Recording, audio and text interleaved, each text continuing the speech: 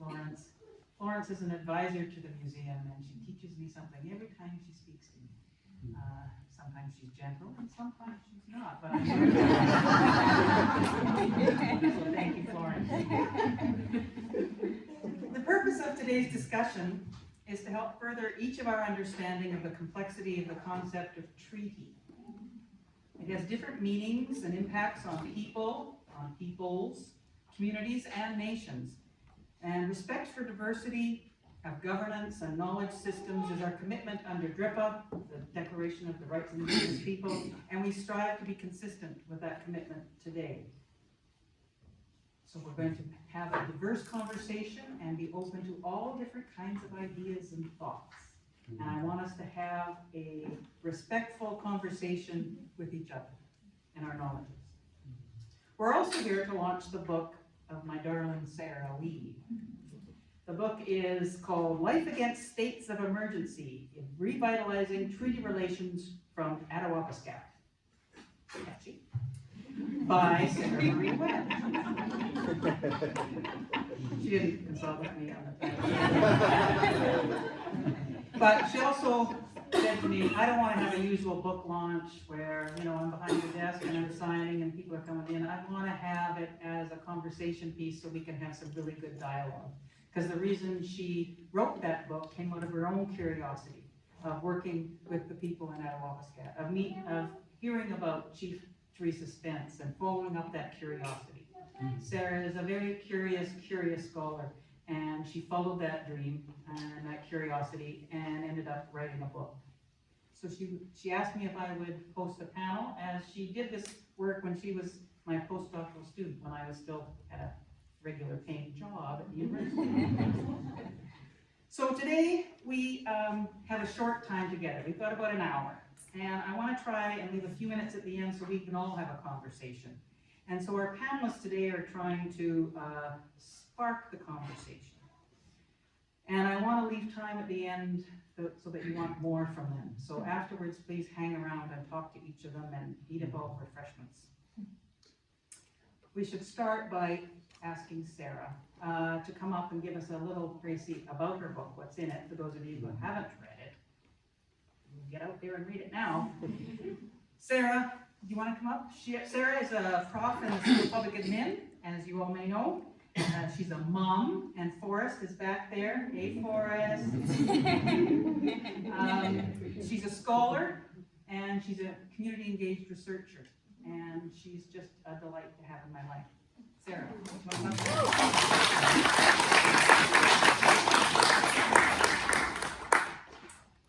Thanks so much, Leslie, for those warm words, and thank you to Florence for guiding me, for being here, for making time to have rich conversations, and educating me as well about protocol and things that we're still learning about on an ongoing basis. And it's really a pleasure that you can be here and be part of this conversation. So there is a book available. The museum gift store is closed, but if you're interested, you can pick it up at your leisure. It will be available. But I did really want to make space for the guiding question behind this work, which is, what does it mean to be in a treaty relationship today?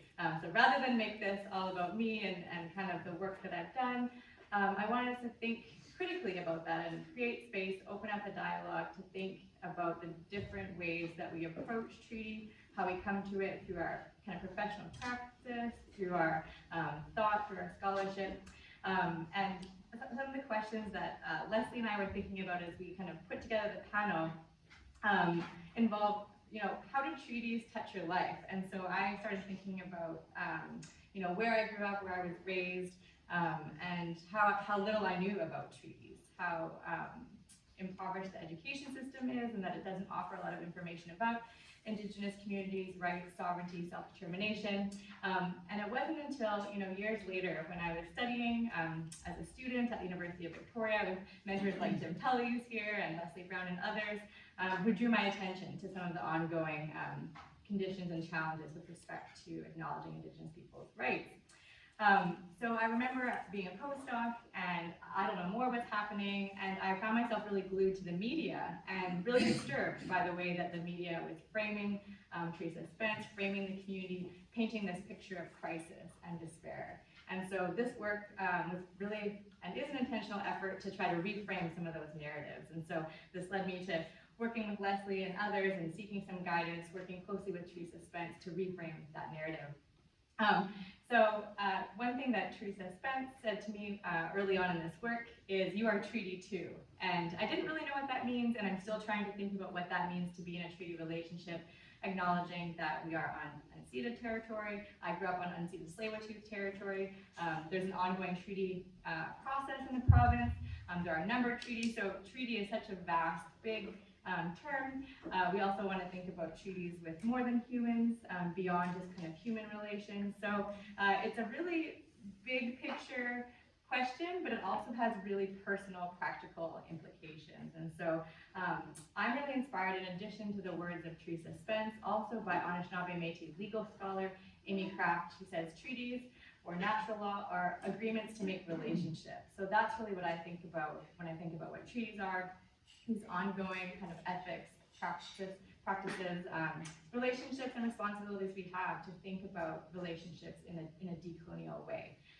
So that's a bit about how I've come to this work, and the kinds of conversations that I hope that we can open up and think about, and kind of reflect on our own spaces, whether it's the university or the museum. You know, what does it take to bring this kind of relational treaty approach to our work? So I'll leave it at that for the kind of opening, and look forward to continuing our discussion as a panel. Great, thank you. At the back, if you want to take some seats, there's some up here. Come on, Walter, I saw you I'm sneak okay with in. I'm now going to ask each of the panelists to introduce themselves, but rather than just say their names, and we do have, Janet, Yuxwelupton, and Rob, they're going to introduce themselves, and as they do so, I want them to talk about how treaties, whether they be historic, modern, or treaty processes, have touched their lives. Sarah mentioned that we talked about how treaties touch your life, and I thought that would be a good part of their introduction. So with that, we can start at this end. Do you want to start, Janet? Introduce yourself. Thank you. Can you hear me okay? Okay. So I'm Janet Hanuse, and I am also an employee of the Royal BC Museum. I'm the Vice President for Engagement and for UNDRIP or DRIPA implementation. And I come from the Qwal'qaxala and the Nutquatuk and the Awakenuk Nations, which are territories located on the coast of BC. Treaties have touched my life in many different ways. I actually have both of the communities that I am descended from are currently in treaty negotiation right now with the province, both at stage 5, and both have very different outcomes and have created different dynamics within the communities.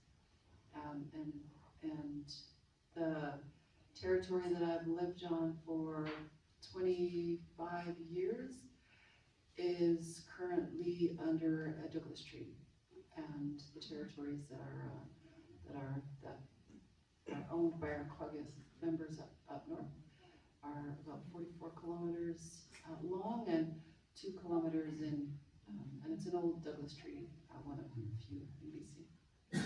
That's me. That's how treaties have touched my life.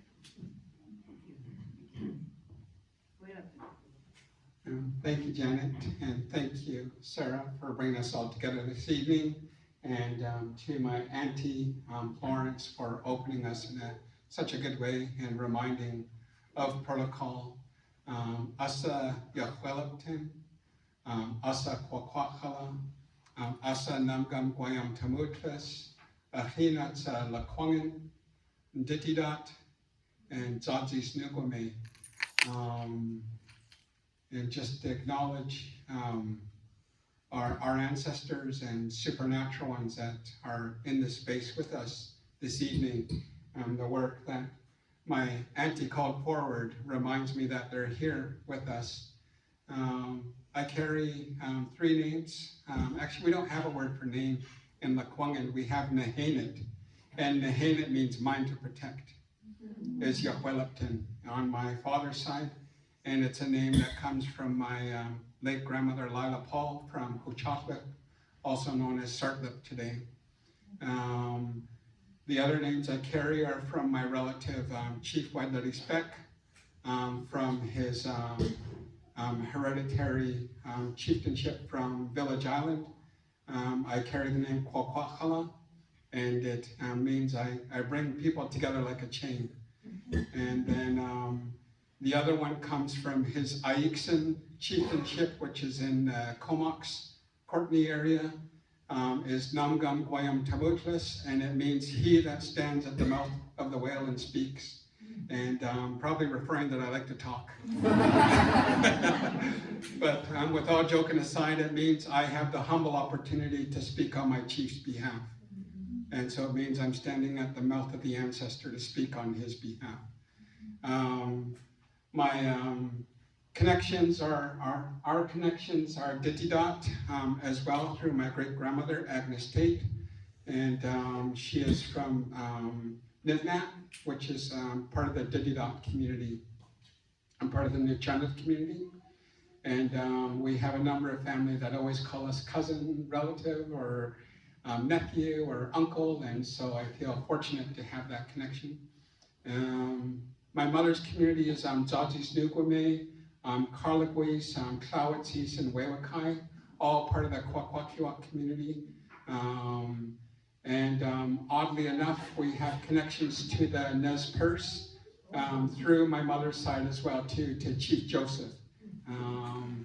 And so I'm hoping to actually connect with my family there this summer. And how treaty has shown up in my life is I remember being 25 and being a part of our advisory committee for our community for the Tamu treaty negotiations for the Songhees community.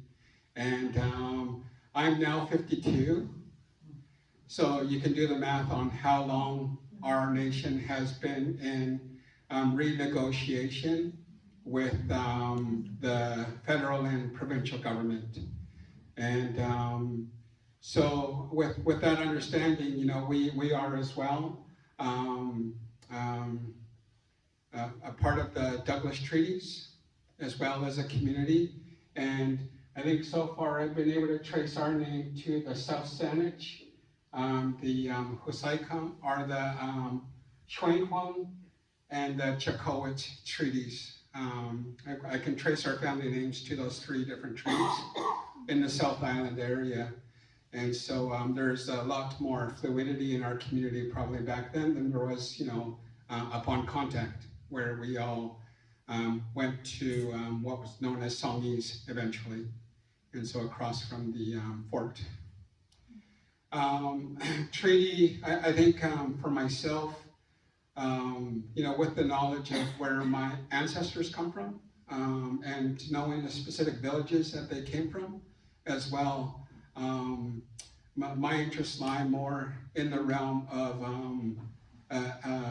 more hereditary constitution system of leadership that we bring forward to the band structure, and ask that in any decisions made about the territories of our ancestors, that we have this constitution that speaks to our family specific interest to those areas. And so I'm hoping that becomes a part of my journey and awareness as we move forward in our treaty, but in our relationship as community in relation to federal and provincial treaty negotiations. So, Haitska. Haitska Siam. And thank you for inviting me here. My name is Rob Lapper. Thank you, Lawrence, for that amazing introduction. And thank you, Sarah, for what is an amazing book. And Sarah is not paying me to speak so positively about her book tonight, but it has certainly given me pause and perspective on what it means to be treaty. And like Sarah, continuing to ask myself the question. And guess what? I was in Joseph, Oregon last weekend, working with the Nez Perce, which were misnamed, by the way, that's not, it's Nima. I volunteer for a large land international conservation organization, which by and large sponsors Indigenous-led conservation, and we're working with the Nez Perce on, or there to witness some of the Nez Perce conservation work in their traditional lands. So yeah, just a coincidence. My day job, when I'm not volunteering, is I am a professor of law and public administration at UVic, cross-appointed to the Faculty of Law at UVic and the School of Public Administration. I've only been that for 4 years, and so prior to that I was many things, but for about 10 years in government, I was heavily involved in the treaty process. I came into government as counsel to the treaty process when the provincial government first entered into the process in 1993. I was one of the counsel to the Niska final agreement and spent many, many years at treaty tables for other agreements and initiatives and frankly, kind of crisis events as well. So it touched me in that was literally what I did for a living, but it was more than that. I went into government as a 12-year call lawyer, and it's been a real journey. Part of the amazing part of that process for me was the time, and there was a lot of time spent on the land with Indigenous communities, understanding the reality of what they were bringing to the table and what they were talking about. And I couldn't hear that without changing my perspective or without evolving my perspective, which frankly continues to evolve. So you come in as a junior lawyer, a treaty is, and I think this is still very pervasive, a treaty is a contract, right? It's the words on paper, and the legal interpretations of treaties, suffer from that enormously. And what I've evolved to, and what Sarah's book describes, is an evolution in the thinking that it's not that at all, or if it is that, that's a very impoverished interpretation. That what it is relationship, and it's a continuing and evolving relationship. And if you're in a relationship, you continue to communicate, you continue to try to, meet needs, you continue to try to communicate, and you continue in a respectful way to address the concerns and the good times, the happy times that each other raise. And that is what I'd like to see treaty evolve to. I think we've got a long way to go. I think, again, parsing the words on a piece of paper, I mean, particularly when you look at the number of treaties in the Vancouver Island treaties, you can't possibly assume that that's all it meant, right? Particularly to the Indigenous parties. The Niska final agreement, I know that there are many different interpretations of it, and I think it's certainly advanced treaty thinking, but even that final agreement is not just about what's on the page, and it can't be about what's just on the page. So it's hard. It's hard for a lawyer to kind of get out of that space and think more deeply about how to create and sustain a relationship. But that's what it's been for me. I'll just briefly add a few comments that sprung to mind, and one is that came up actually when I was chatting with Florence earlier, kind of about myself and where I was raised and the work that I do. And I mentioned earlier I was born and raised just outside of Vancouver, actually on a body of water that's known as the Indian Arm. So I was raised there as an uninvited guest and resident in a little town called Belcarra, but it's also at the edge of the Sailor Sea, and that Sailor Sea connects, where I'm located now. And I think sort of reorienting how we think about our kind of human relations to place is really important and really part of this reconceptualizing of treaty as well. And so, Florence mentioned to me, we need to start saying that out loud, like the Sailor Sea, and kind of renaming and reclaiming some of the colonial spaces and names and places that we were kind of raised in and from and in relation to. The other thing I just wanted to mention was a bit about how treaties touched my life, and specifically in relation to working with Teresa Spence and Attawapiskat. And what initially caught my attention was the way in which the media just kept sort of perpetuating these sort of damaging narratives. But as Teresa kept saying in her media interviews and kind of follow-up conversation with me, is that Canada needs to think about what it means to be in a treaty relationship today. And so that I saw as a kind of call to action. And in the book, there are sort of 3 treaty narratives that are mapped out a little bit based on interviews and some archival materials and some literature. One being the kind of dominant secession narrative, which is problematic in many ways, another being the sharing narrative, and then another being the sovereignty narrative. And that sovereignty narrative doesn't get a lot of attention, and so this book is trying to sort of amplify that conversation about what does it mean to think about treaties in a context of Indigenous self-determination and sovereignty, and not just to think about secession or just about sharing, but actually about land back and Indigenous self-determination. Great introductions, eh? We're on a roll. Okay, round 2 question. Are you ready for this, Janet?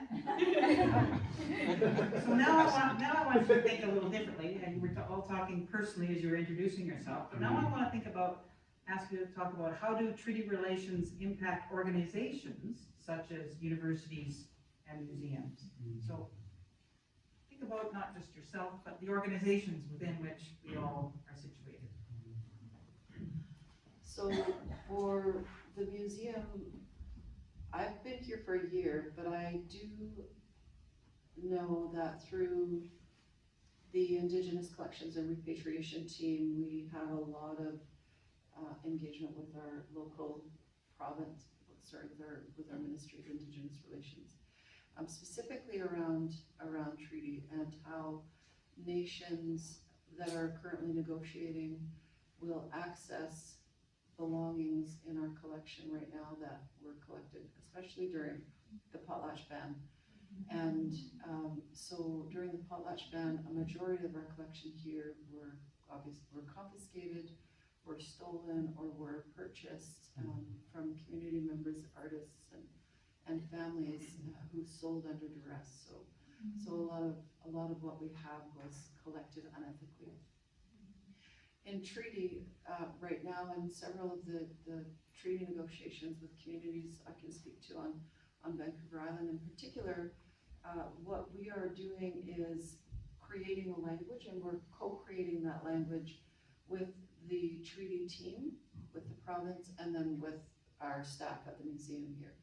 And that language, we understand it's a contract, like you said, it's binding and it is long-term. So we want to make sure that as a museum, we want to make sure that what we're returning doesn't ever come back, or that the communities take it and they define and they determine what happens with these belongings once they're returned home. There used to be a practice where, the museum called them artifacts, and they are, by any historian, ethnologist, are artifacts. But to the First Nations people of BC, they are cultural treasures. They are sacred objects. They are sacred pieces that contribute to the fabric of our culture and our heritage, our existence. So we understand that now. I understand that, and I take that to our tables as we're drafting up that language to ensure the security of sovereignty as best as we can get it. I know even sovereignty is almost an inadequate word, but something that really honors self-determination and brings in the nothing about us without us.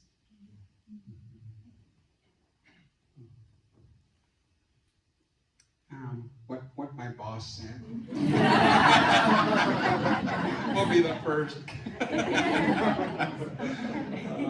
Thank you, Janet, for letting me know where my work is going to be for the next few years. I hope that I get to walk and witness that work in the way that we intend to do it, in direct relationship with communities, of course. one of the dynamics that I consider in relationship to the formal treaty process is that often it recognizes established governing bodies that are what the federal and provincial government consider as those governing bodies. And often they're connected to the band structures within the 203 different First Nations bands within the province of BC. And the implications of that, and I don't want to say it's for all the nations as an implication, but the challenge for many communities is that we have our hereditary systems that we didn't surrender as well, and that we have our hereditary leadership within our communities, whether it be through chieftainship or through the matrilineal lines or the bilateral leadership that many of our communities have as well. And so the complications for community then is to ensure that all the right people are at the table for the discussions to happen around the considerations just specifically around, what many in my conversations have referred to as their ancestors. Their ancestors are here waiting for them, and they're getting restless. And our relatives from all around BC that have been in this space with us, when they get to go and see the collections, there's an immense emotion, connection, and a mixed gamut of emotions that folks go through when they're in those spaces. Because one, in our culture, we recognize those beings as living. And so they're occupied ancestors in a space that, the museum is looking after at this point.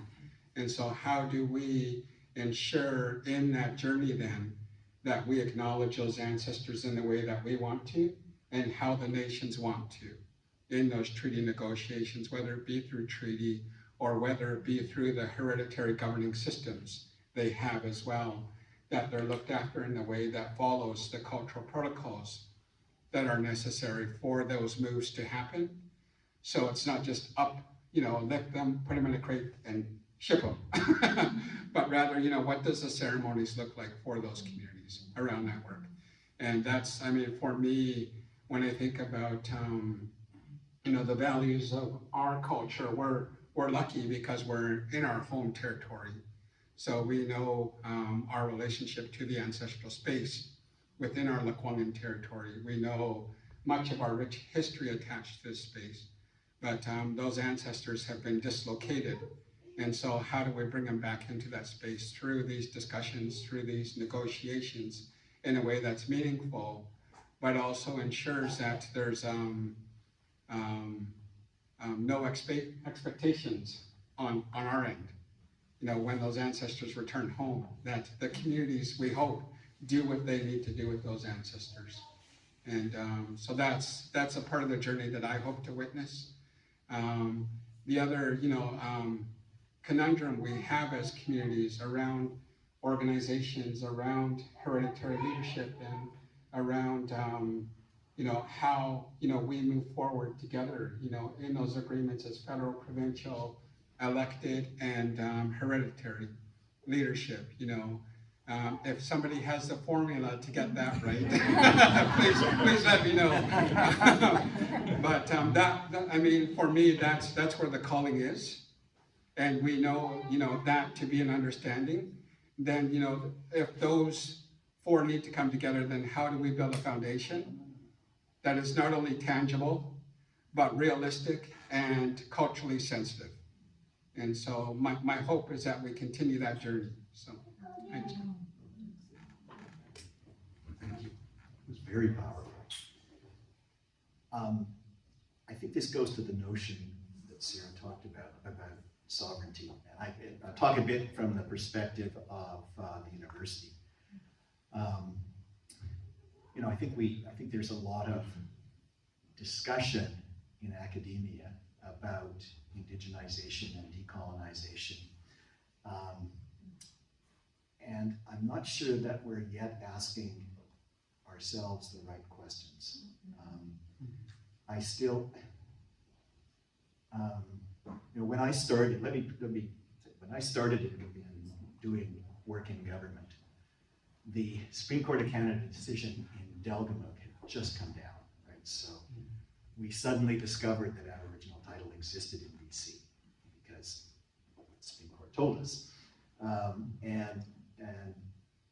And then we had to start really kind of figuring out what that meant. And the exercise that we invented was to try to make space for Aboriginal title because the court told us to consult. So I would go out and I would talk to wildlife officers in Smithers, for example, who never heard of any of this and were suddenly told they had to consult. And they would say, well, how many letters do I have to send before I can issue the permit?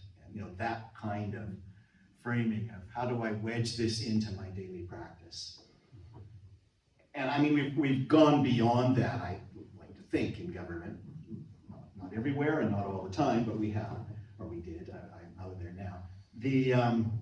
But I don't think we're out of that yet. Because what I still hear in institutions, law, university, is how do we make space for Indigenous knowledge in our curriculum? How do we remove the barriers for Indigenous people to participate in our system, right? in our academic work? And I mean, this is an evolving learning for me as well, because I probably would have asked that question myself until a few years ago. Now I think it's more like, how do we deconstruct the entire thing and work together to rebuild it, respecting Indigenous sovereignty? I am very privileged to be in Faculty of Law at UVic, which has the first Indigenous law degree program in the world, and is a total mess right now because we're building an Indigenous Law Center. But I'm struck often, I don't teach Indigenous law, but I'm struck often by my colleagues who do. Our Dean Bell Napoleon, often says, it's really interesting that Indigenous people have culture and non-Indigenous people have laws. And we have to actually start rethinking that. And certainly some of the work we're doing there is to sort of assert the primacy of Indigenous law and not just let it be recognized in a common law system, but let it be implemented in its fullest. So this is a huge amount of work, and we've only just started it. And I think, I don't want to be a doomsayer, but I think it's going to be quite threatening in many, many places as we try to do this work in our institutions. But 30 years ago, the whole idea of calling a First Nation a nation was not permitted in the BC government because that was threatening. So there is evolution, and there will continue to be, and I'm optimistic about that. Thanks, Rob. I really appreciated what you just said there about the kind of deconstruction and rebuilding. I think that's really important and also very salient as we're in the museum and thinking about what the museum is, what it could be. And so I'm excited soon to kind of turn it over to the audience and hear your thoughts about what that would look like, that kind of deconstruction of these colonial institutions and co-creating or envisioning alternative spaces that are less oppressive and that amplify Indigenous voices and uphold principles of self-determination and sovereignty. With respect to the university, I think one place to start, and I think we have a long way to go still at the university, but to acknowledge that universities do have responsibilities and relationships, and conversations with Florence brought to light to me how many mistakes we're making, whether it's our email signature or the names that we're using. There's a lot of protocol that still is kind of lacking, and so the university does have a role to play in learning and being humble and learning from those who are of this place. Another thing I would also mention is that researchers are often conducting their research in Indigenous territory and have a lot of responsibility to learn local customs and protocols and be less extractive. Throughout the Masters of Community Development Program residency, we've been talking a lot about community-based research and the importance of learning from community, being in service to community, and really shifting the idea that you as the researcher are the expert, have the authority, but really trying to learn from people, from places. That's really central, I think, to this work too. And I just underlined listen, because academics, we like to talk a lot, and we need to do better in terms of listening and learning and then changing our actions too. So I think all of that is really, really important and central to this work. So with that, I think we do want to open it up to some audience questions. I'll hand it back to our esteemed moderator. Thanks. Yeah, now it's over to you all. I've got a million thoughts, but she told me to listen. So, who's got a question, a comment? Bring you the mic. Hi everyone, my name is Attawapiskat, and I have the pleasure of being a colleague with Sarah and Mom as well. And my question is, to me, when I think about dismantling institutions, I'm an institutionalist by the way, I'm always privileged that economic relations are power. And so to really do this change, fundamentally economic relations need to change, and that means land back and things like that. Land back especially. And every time I walk around this city, which I'm relatively new to, I am affronted. We're in the Royal BC Museum. Oh, we're in the city of Victoria. We have the Times Colonist newspaper. How fundamentally underpinning this and these power relationships can we think of economies that can, orient this change? That was the argument. Good question. Janet. I love that question. Thank you so much.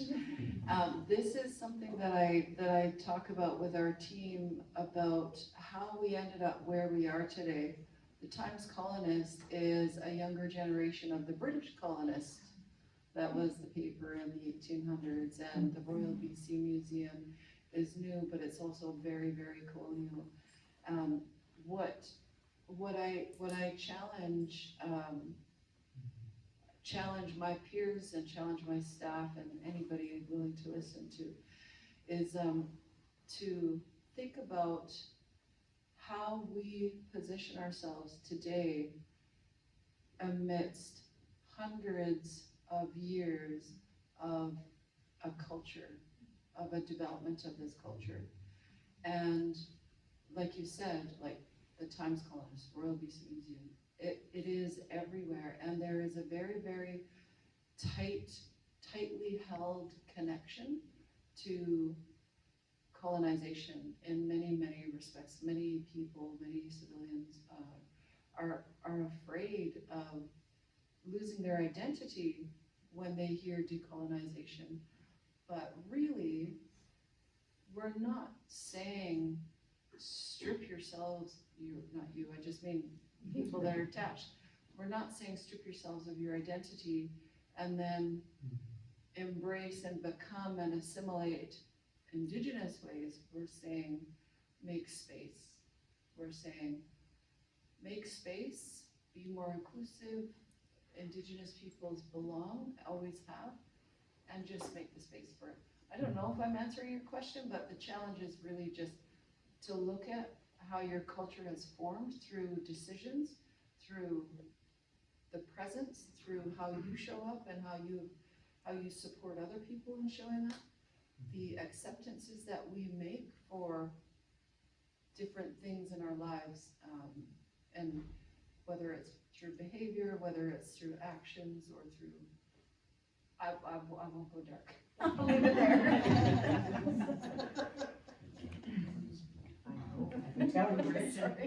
Thank you, Janet. It's acknowledging that space for indigeneity has always been there. It's been here since time immemorial in relationship to our creation stories. And that in those creation stories also speaks to our economic relations and systems that we had in place within our communities.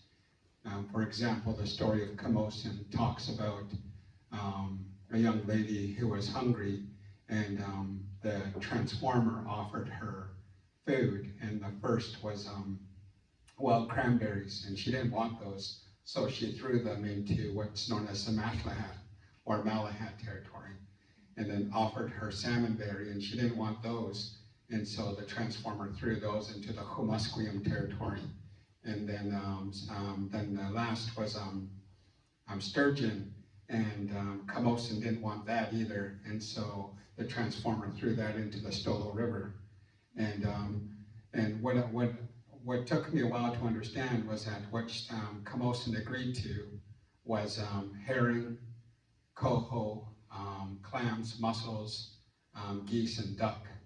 And all of those can be found in the gorge waterways to this day. And so in reality, that was one of our first treaties, was Camosun agreeing to be the keeper of that space since time immemorial for our community. But not only was it identifying the economic resources of our community, it was acknowledging our staple foods as a nation as well too.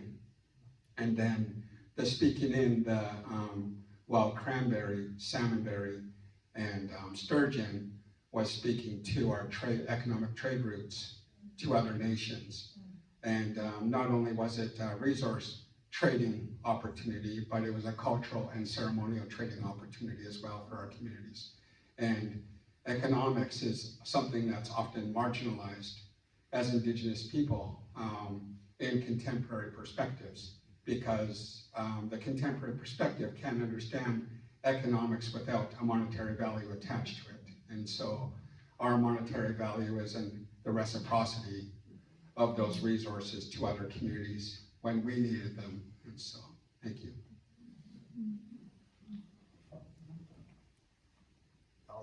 I don't have anything nearly as interesting to say. I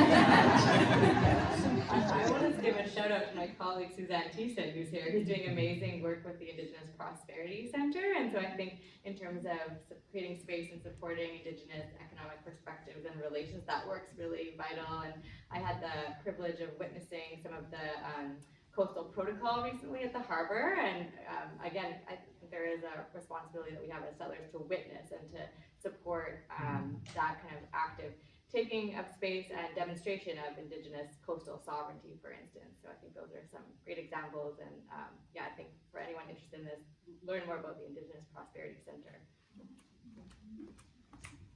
Thank you. You can talk to Suzanne. Oh, Suzanne will tell you all about it. Well, there we go. This is about treaties, and thank you all. This has been just a wonderful learning experience and discussion. I really appreciate your words. So with respect to treaties, you had said your book starts with the legal definition, moving to a relational description and way of being together towards a sovereign space of understanding treaties. It's my personal favorite for number 3. And I'm wondering, and Bradley just talked about some of our stories and how our stories carry the ways of being with economy, the ways of relating, and maybe that's a way to amplify that third space in treaty. But what are some other ways that we can raise the profile of this third way of being in terms of Indigenous sovereignty, so people that can really have that conversation and become less afraid of that zero-sum game that they think we're playing?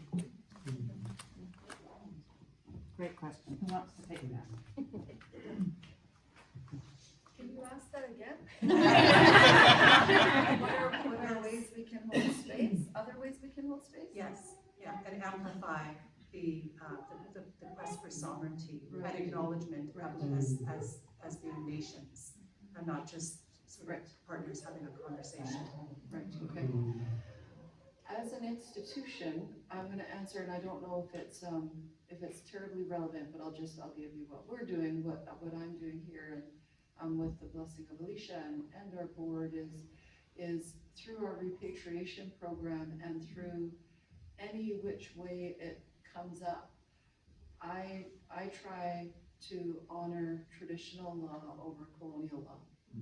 So Yuxwelupton mentioned earlier, talking about holding space for hereditary leadership and our band reservations or our elected leadership. So what I try to do is support the communities in identifying who they're naming, who they're bringing forward or naming, identifying as their spokesperson or their authority. And I really, really do my best to remove colonial barriers wherever possible. And sometimes it means acknowledging that reserve bands are a colonial mechanism to control the nations. So I try to find a kind balance between the two, acknowledge so that I'm not disempowering nations. I'm not in the business of disempowering anyone. So I want to balance the voice that we're giving, the authority that we're giving, but also the power, keeping all that power in the right place. And it's through conversation, it's through our practices, recognizing that, again, not all nations, not all hereditary chiefs are going to feel like they're the ones with the voice. They're going to say, talk to my elected, or vice versa. So again, I default back to follow their lead, whatever they want, whatever they decide.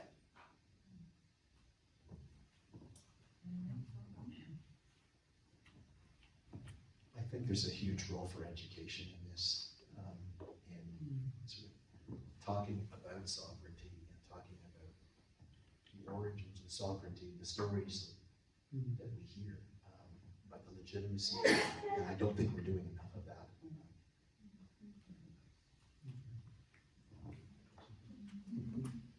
We've got time for maybe one more question. Oh, I'm gonna have to come over here. Hi, my name's Van. My pronouns are she and her. I'm an uninvited guest on this land, and particularly I grew up on unceded Algonquin territory in Ottawa, Ontario. And in my own journey, reflecting on my own relationship with the land that I'm on, something that I've always kind of struggled with and wrestled with is that my parents and my family are refugee adjacent, and that's a result of the military dictatorship that my home country has faced, which is directly linked to the colonialism that my home country Burma has faced. And so in my in my wrestling with my relationship to this land, I've been trying to navigate what does it mean to be both a survivor of colonialism, but in some ways very frankly a beneficiary of that same colonialism that's impacted the people on this land today. And so I guess my question is does solidarity and does living and being treaty look different depending on who you are as an individual? And I would like to know how would one begin to explore that, and how does one begin that journey for themselves?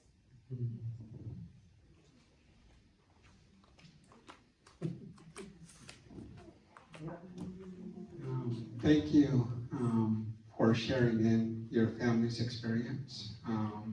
It's not a secret that colonialism has gone a few times around Mother Earth, and is probably pretty weather-worn by this point, and by its own volition as well too. I think one of the ways that I think about this is our individual journeys around identity, how we create that identity as individuals.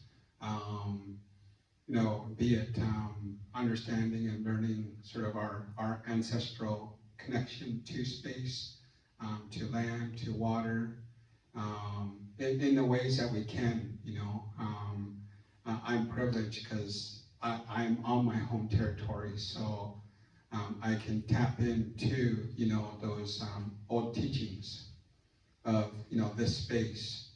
And one of the ways that I always encourage folks in community is, what is your relationship to the lands and waters that you now call home?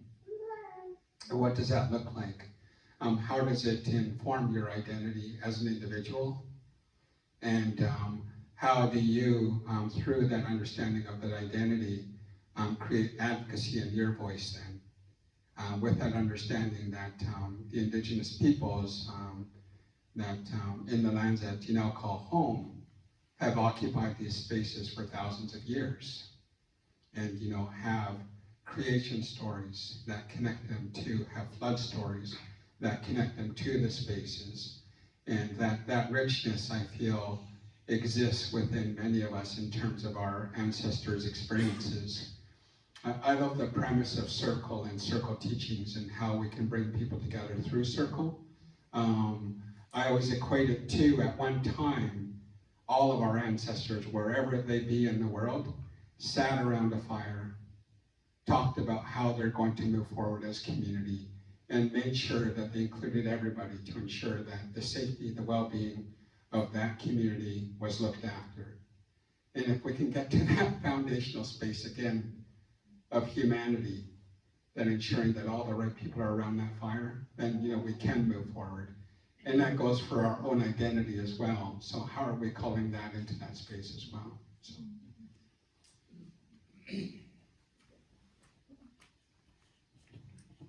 I think that's probably a good place to wrap it up. Thank you. This is one of the circles around the fire right here that we're having the conversation. And we've talked a lot about relationships, and which brings to mind relational accountability. And so the accountability that we all have, having what we've heard today. And thank you so much for sharing your wisdom with us. Thank you, Florence, for opening us up in a really good way. It made for great conversation, so you did good work for us today. And thank you all for coming, and stay for a little while if you want. Talk to each other, talk to the panelists, and we'll be here to chat for a while more.